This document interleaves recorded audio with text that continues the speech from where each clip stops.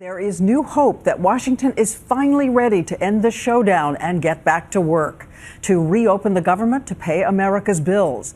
The clock is running down to Thursday when America's credit could start to run out. American credibility around the world hanging in the balance.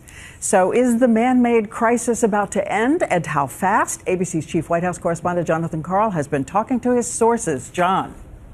Well, Diane, in Washington, peace could be at hand. Democratic and Republican leaders in the Senate have struck a tentative deal that would end the shutdown and prevent default, but it is not a done deal, and there is no guarantee that Republicans in the House will go along.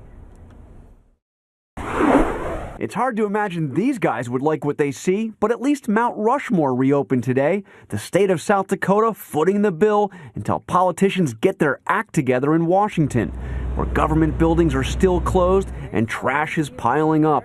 The government shutdown now in week 3. After a furious day of closed-door meetings on Capitol Hill, a tentative deal is at hand.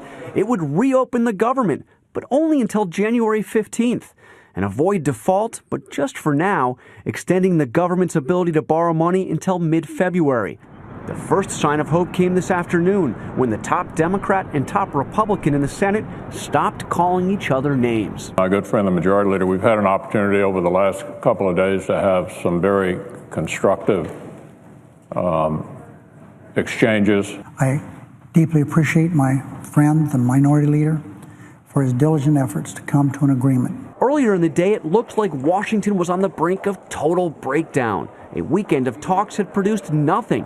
And this morning it was announced the president would be summoning congressional leaders to the White House. If Republicans aren't willing to set aside some of their partisan concerns in order to do what's right for the country, we stand a good chance of defaulting. From day one of the shutdown, most of the public has blamed Republicans.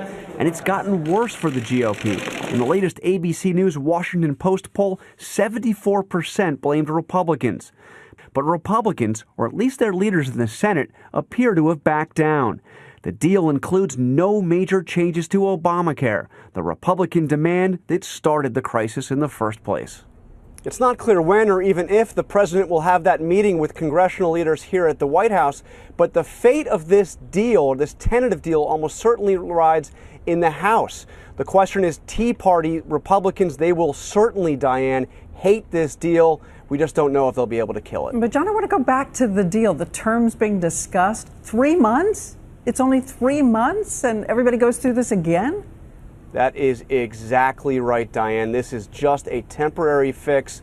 What we don't know is if they get this, if the two sides will be just not ready for another one of these long drawn-out battles, but we have set up exactly that scenario 3 months from now. All right, John Karl at the White House tonight.